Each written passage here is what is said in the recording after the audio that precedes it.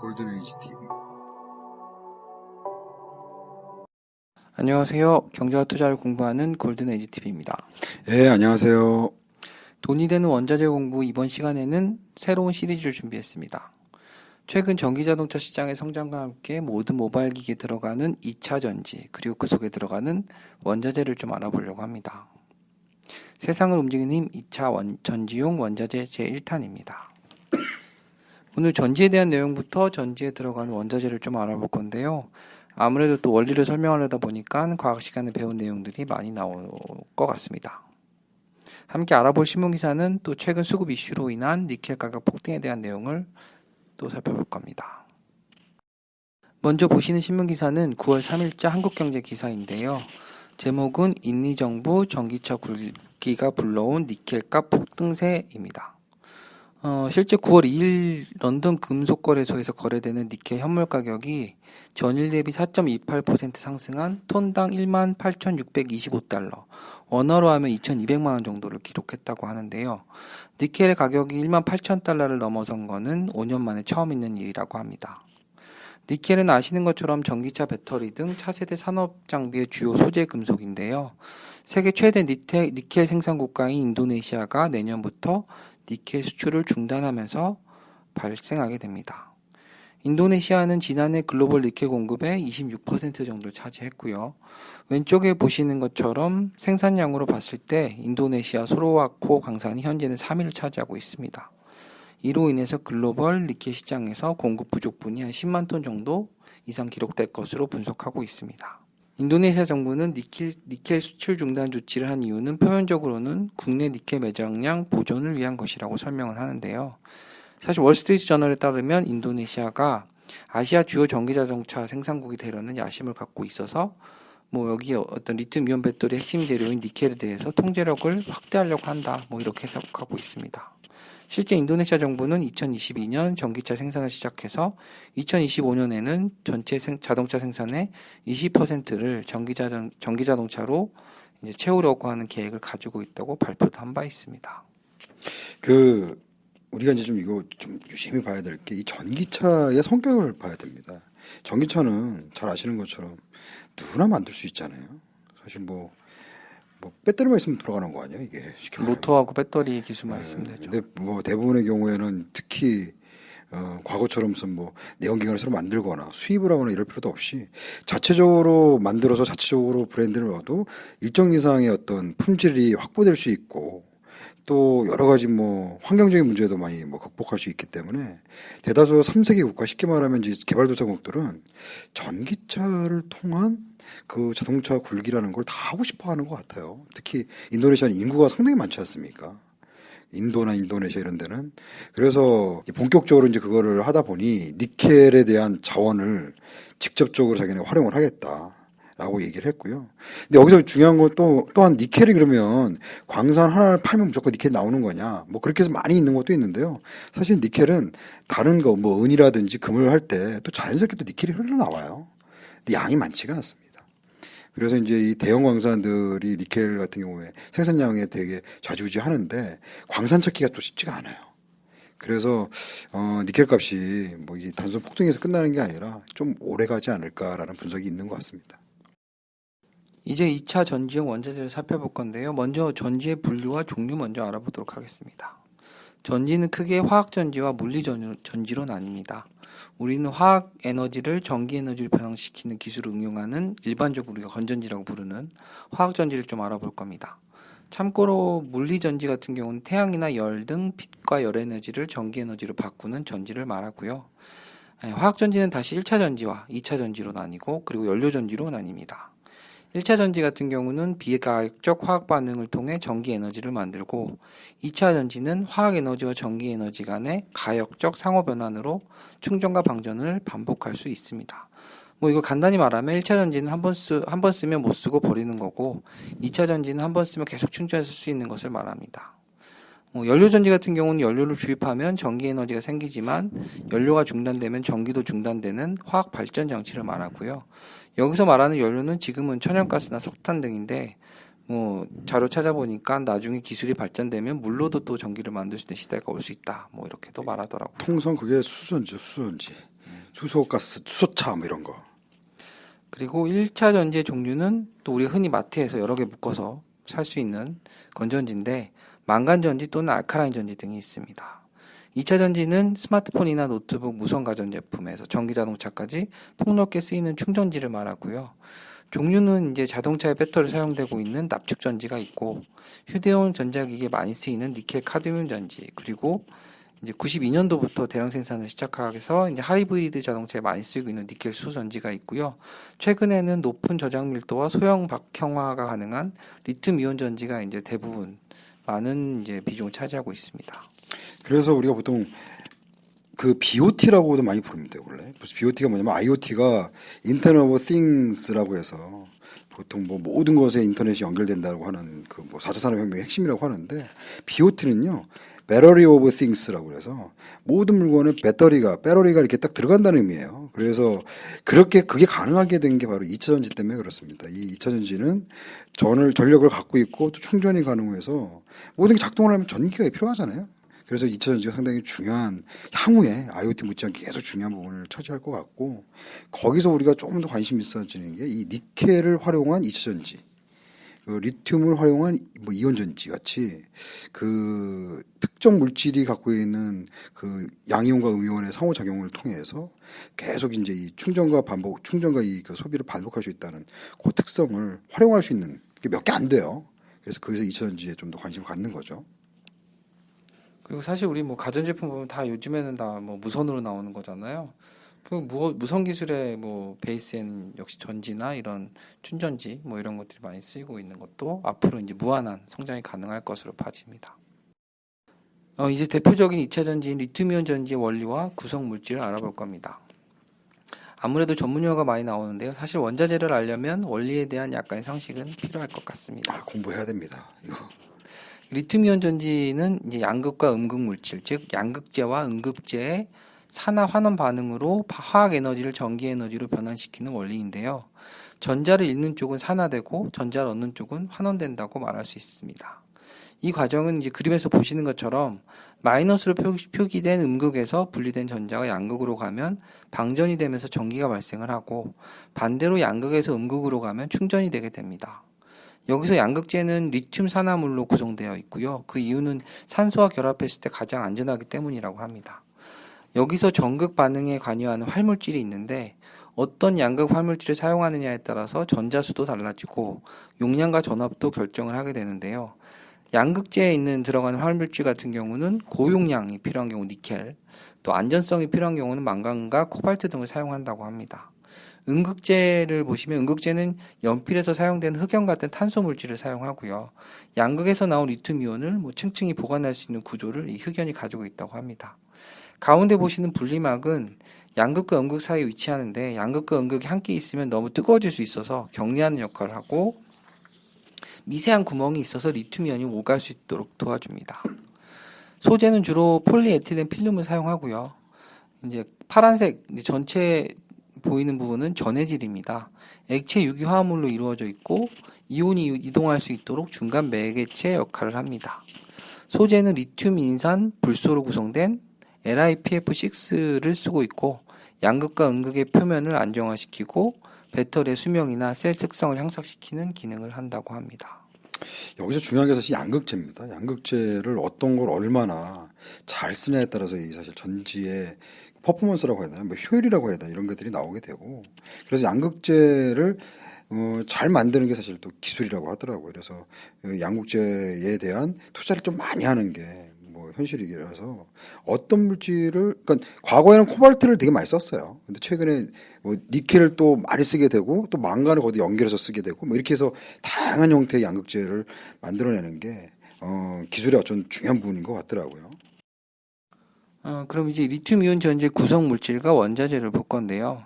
기본적으로 구성 비율은 앞에서 말씀드렸던 양극재가 35%, 음극재가 10%, 분리막이 20%, 전해질이 15%, 나머지 기타가 20% 차지한다고 합니다. 여기서 뭐 보시면 내용 보시면 기판이라는 또 내용이 나오는데요.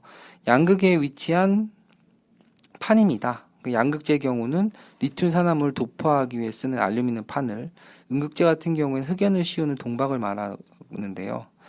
네, 양극재 구성을 보시면 초기에는 LCO, 즉 리튬 코발트로 합성 난이도가 쉽고 안정적인 반면에 코발트가 많이 쓰이게 되거든요. 근데 코발트는 가격이 또 비싸기 때문에 같이 가격이 올라가는 효과가 있습니다.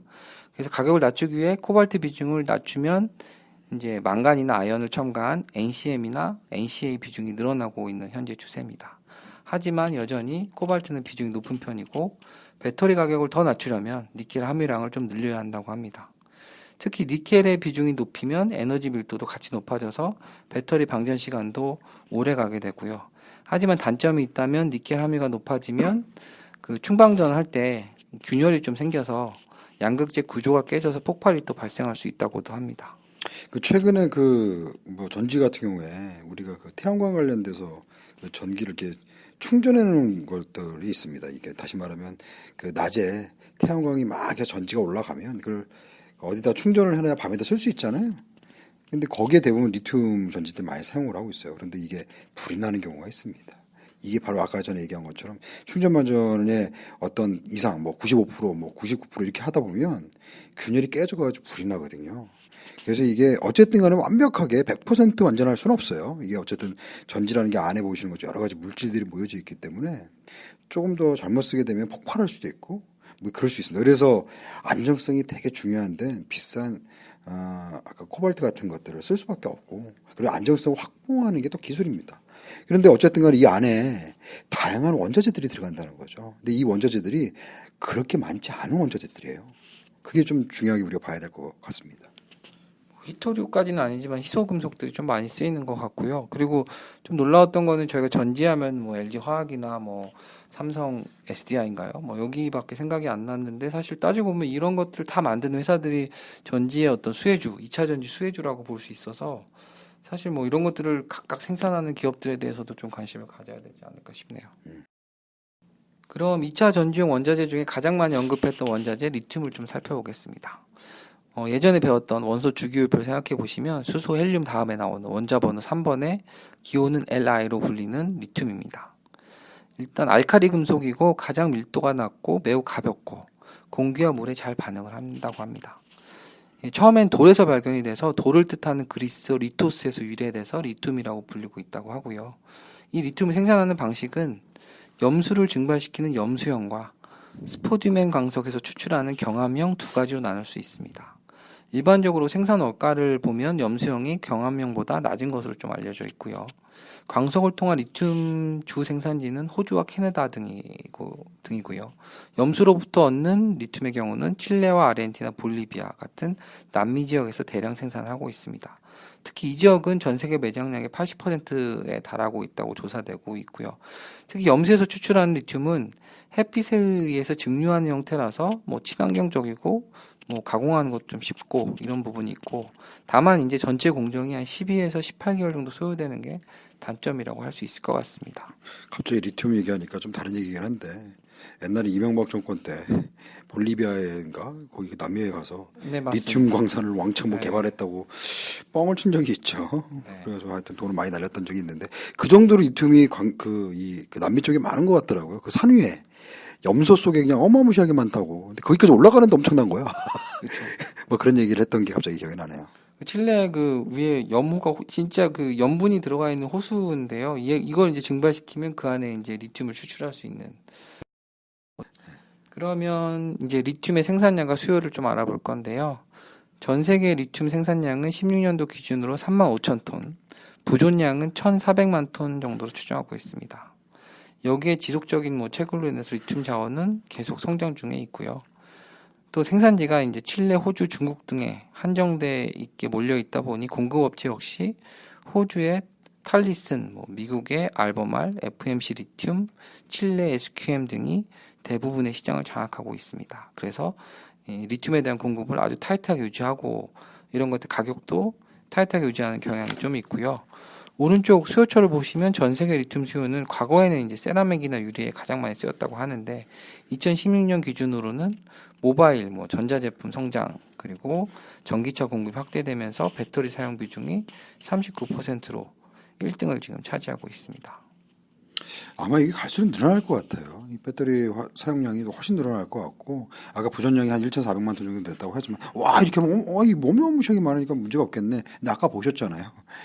가져올 수 있는 데가 한계가 있고요. 그 나라는 이게 적절하게 이거를 그 약간 자원처럼 계속해서 자원 정쟁에 활용할 수 있기 때문에 갑작스럽게 많이 만들어질 수가 없어요. 그리고 그런 것들을 하기 위해서는 또 대규모로 투자도 있어야 되기 때문에 아마 적정한 양으로 계속 증가를 하더라도 가격이 그렇게 쉽게 빠질 수 있는 상황은 아닐 것 같습니다. 그만큼 또 배터리 수요가 이제 막 시작이라고 보시면 돼요. 잘 생각해 보십시오. 우리 전 세계에서 지금 이 굴러다니는 자동차 중에 전기 자동차 비중이 얼마나 되나. 아직도 미미합니다. 근데 그게 전 세계에 있는 자동차들을 다 대체한다고 생각을 해보세요. 그러면 배터리 양이 어마무시하게 될 거예요. 이제 그게 이제서야 시작이기 때문에 향후에 리튬 수요는 점차적으로 늘어날 거라는 게 분명한 것 같습니다. 그렇죠. 저 자동차뿐만 아니고 스마트폰, 뭐 모든 가전제품들, 모든 이제 전기가 필요한 모든 제품들이 대부분 이제 코드 리스로 할 거기 때문에 뭐 역시 무한정 늘어날 것으로 보입니다. 이제 리튬 가격을 좀 보실 건데요. 한국 자원정보 서비스에 가시면 연도별로 뭐 종류별로 보실 수가 있습니다. 여기 리튬 가격은 중국에서 생산하는 탄산 리튬이고 가격은 RMB, 위안으로 표시하고 있습니다. 9월 4일 기준으로는 키로당 51.5위안으로 9,000원 정도 1kg에 정도 되고 있고요. 리튬의 경우는 주문 발주 후 인수까지 한 3에서 4개월 정도 소요된다고 합니다. 그리고 특히 리튬 화합물 같은 경우는 수분에 약해서 이동이나 저장 과정이 매우 까다롭고 재고 보유 기간도 매우 짧아서 뭔가 수급에 어떤 이슈가 발생하게 되면 가격 역시 민감하게 좀 반응하는 경향이 좀 있습니다. 보시는 그래프의 파란색이 리튬 가격 추이인데요. 전기 자동차 수요가 늘어나고 뭐 이런 것도 유행이 되면서 2017년도까지 가격이 급등하게 됩니다. 특히 2016년도쯤에 중국의 대규모 리튬 배터리 공장 건설을 시작하고 중국의 전기차 종에 대한 수요가 급증하면서 이거 역시 한몫을 하게 됩니다. 15년도에 갑자기 올랐는데요. 이때 이제 칠레의 공급업체인 SQM이 파업을 했다고 하네요. 그래서 이런 것 때문에 수급 이슈로 급등의 어떤 시발점이 된 것 같고요. 하지만 이제 이후에 가격이 오르니 호주나 칠레 쪽이 공급을 확 늘렸다고 합니다. 그래서 가격은 점차 하락세를 보이면서 수요자 주도 시장이 형성이 되고 가격은 좀 안정화되는 추세를 보이고 있습니다. 또한 항상 모든 게 그렇지만 또 대체재가 개발도 계속되고 있어서 가격이 앞으로 급등하지는 않을 것 같다라는 시장의 전망이고요. 또 빨간색은 코발트 가격입니다. 코발트 가격은 뭐 15, 16년도를 제외하고는 뭐 리튬하고 추이는 좀 비슷한 것 같습니다. 예, 일반적으로는 이제 이 기대 심리 있죠, 기대 심리. 이게 너무 비싸면 다른 걸로 이제 당연히 개발도 하게 될 테고, 다른 걸 좀 쓰면 어떨까, 여러 가지 이제 연구 개발을 할 텐데, 그럼에도 불구하고요, 실제로 리튬이나 코발트가 그 대체재가 발견됐는데 계속 쓰는 것도 이유가 있어요. 기존에 있던 뭐 생산 뭐 장비라든지 여러 가지 부분에 들어가는 게 꾸준하게 되고, 또한 이게 그 가격을 그렇게 해서 조정하는 경우도 있습니다. 새로운 대체재를 만든다고 하면 가격이 올라가는 게 한계가 있거든요. 그래서 적절한 수준을 가격을 유지하기 위해서 대체재 개발도 하기 때문에 뭐 가격 조정은 그렇게 많지 않을 수가 있는데, 잘 보시면 뭐 한 10년 전하고 지금하고 가격 차이가 많이 차이가 안 나요. 다시 말하면 올라갈 수는 있지만 많이 떨어지지는 않습니다. 그 얘기는 수요가 그만큼 꾸준하다는 얘기예요. 그리고 이런 경우에는 리튬 뭐 코발트 앞에 말했던 니켈 같은 경우에도 뭐 어떤 시장에 어떤 이렇게 공급이 갑자기 확 준다든지, 아니면 뭐 시장에 어떤 위험한 어떤 뭐 지진이 난다든지 이런 식으로 하면 이 전체가 뭐 공급 체인이 아예 망가지기 때문에 그때는 가격이 엄청나게 뜹니다. 그리고 여러 가지 공장들도 실수가 있어요. 이게 그래서 상당히 쉽지 않게 이 원자재 관리를 해야 되고, 뭐 아까 잠깐 얘기했지만 리튬 같은 경우에는 물에 되게 약하거든요. 그러다 보니까 이제 보관 비용이나 이런 게 상당합니다. 뭐 그런 것까지 감안을 해야지 되지 않을까 싶고요. 그래서 우리가 이제 투자의 기회가 좀 있는 겁니다. 이런 것들이 향후에 발전을 한다고 하면 어떻게 하면 우리가 이걸 갖고 투자하고 연결을 해볼까. 최근에 그런 거와 연관돼서 사실 니켈이 상당히 많이 뭐 폭증을 한 게, 니켈에 대한 여러 가지 수요도 늘어나기도 했고, 뭐 아까 얘기했던 것처럼 뭐 공장이 고만 이제 뭐 인도네시아 같은 경우 이제 고만 이제 수출하겠다고 얘기했다고 해서 올라간 것도 있지만, 에너지 수요가 바뀐다라는 관점도 좀 필요해요. 에너지가 어떤 식으로 바뀌냐? 2차 전지 중심으로 바뀌고 태양광 중심으로 점점적으로 바뀌게 되면 어떤 원자재를 선취하거나 어떤 원자재를 좀 더 관심을 가져야 되느냐?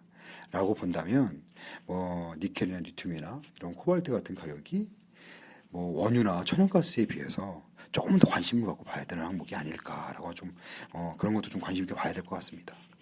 그리고 이제 리튬 가격을 좀 찾다 보니까 그 전에 이제 저희가 원유를 알아봤잖아요.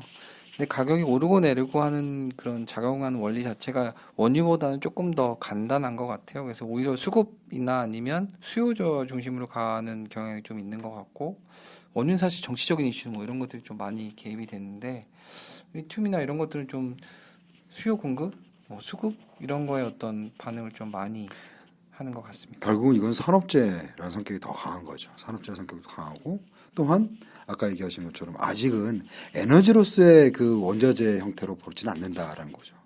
그런데 이제 우리가 이제 이런 때 관심을 좀 갖고 이걸 에너지 관점에서 원자재를 보면 에너지 전체 시장이 바뀌는구나, 혹은 바뀔 수 있는 여지가 있구나. 그래서 또 어떤 원자재에 좀 더 신경을 쓰는 게 좋겠다라는 데 좀 투자 아이디어를 투자 아이디어를 근데 좀 찾아보면 재밌을 것 같습니다. 오늘은 2차 전지 원리 그리고 거기에 들어가는 원자재 또 그 중에 하나인 리튬에 대해서 좀 알아봤고요. 원자재를 통해 경제와 투자를 알아보는 시간, 다음 시간에도 조금 더 재미있는 내용으로 찾아뵙도록 하겠습니다. 감사합니다. 감사합니다. 골든에이지 TV